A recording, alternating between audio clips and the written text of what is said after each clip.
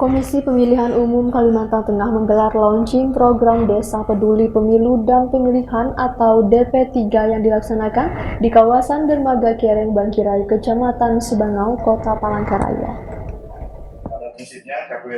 Komisi Pemilihan Umum KPU menetapkan Desa Kereng Bangkirai sebagai launching project Desa Peduli Pemilu dan Pemilihan atau DP3 Kalimantan Tengah.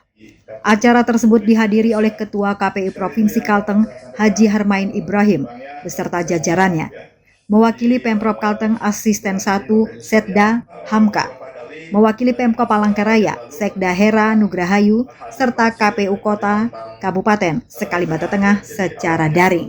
Haji Harmain Ibrahim, Ketua KPU Kalimantan Tengah mengatakan, program ini adalah program KPU RI, di mana setiap provinsi ada 2 desa yang ditetapkan sebagai percontohan Desa Peduli Pemilu dan Pemilihan. Untuk Desa Kereng Bangkirai, terpilih sebagai desa percontohan karena tingkat partisipasi pada pemilu umum cukup rendah sekitar 51,88%.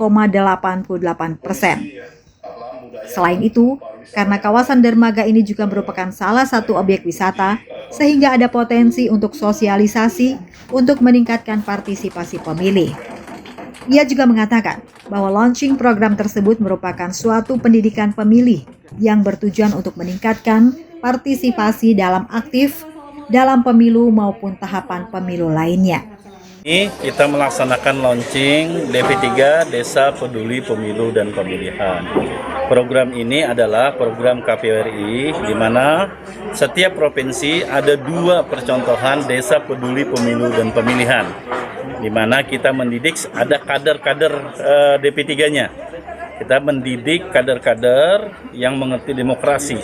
Diharap dari membangun demokrasi dari desa ini akan berkembang ke depan. Nah, ada beberapa kriteria dalam pembentukan Desa Peduli Pemilu dan Pemilihan ini. Di antaranya kriterianya partisipasi rendah, kemudian potensi rawan konflik, ya, kemudian rawan bencana. Untuk kelurahan Kereng Bangkirai ini tingkat partisipasi pada pemilihan gubernur kemarin sekitar 51,88%. Ini cukup rendah untuk ini, jadi memenuhi kriteria. Selain itu kita ingin mengangkat pariwisata kelurahan Kereng Bangkirai ini dengan Taman Sabangau.